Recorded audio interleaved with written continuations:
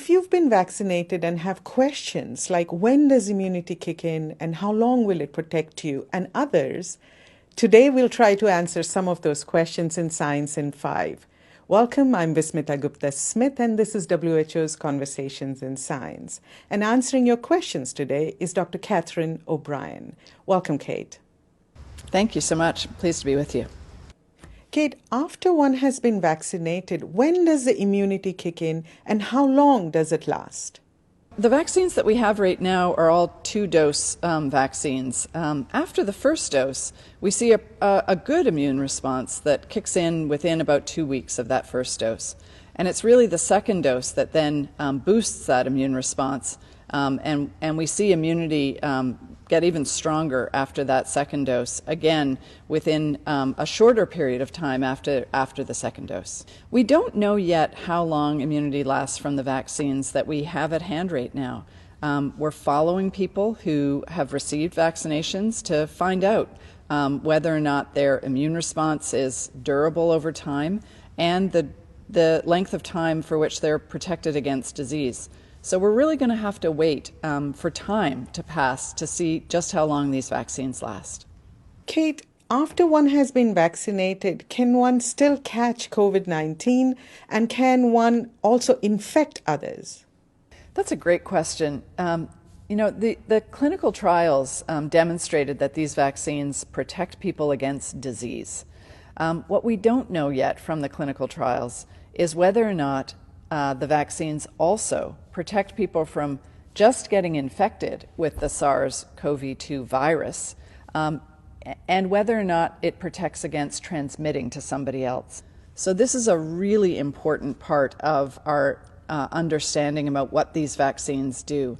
Do they only protect against disease, or do they also protect against getting infected and being able to transmit to somebody else, even if you're not having any symptoms? Kate, explain to us, why does one need to continue with the precautions even after vaccination, and how long are we expected to take these precautions? So we really need to continue these precautions while we're still learning about what the vaccines can do. Can they protect against getting infected and transmitting to someone else? And right now we're in a situation where there's still very broad transmission in many countries. The transmission is just out of control. And so for how long we need to continue these precautions is really going to depend on what communities and countries can do to really crush this virus, to crush the transmission. And in that way, the vaccines can do their best job at preventing disease. But remember that we don't actually have the evidence yet for using the vaccine in some age groups. We don't have the evidence for use of vaccines in children, for instance. So for the time being, those age groups are going to continue to be at risk of both disease and infection and being able to transmit to other people. The second reason is that the vaccines are in short supply. So we don't have enough vaccine yet out in the community to protect everybody.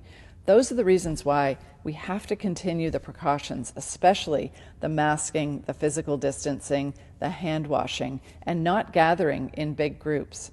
For how long we need to continue those interventions, time is going to tell. Once we get broad vaccination coverage in the community, when we know more about what the vaccine can actually do to prevent infection, we can slowly start taking our foot off the pedal of these other interventions and make sure that the transmission, again, doesn't start to escalate again. Thank you, Kate. That was Dr. Catherine O'Brien. We'll continue to answer your questions about vaccines and immunity and about COVID-19 in this series. If you found this information useful, please share it with your networks. Until next time then, stay safe, stay healthy, and stick with science.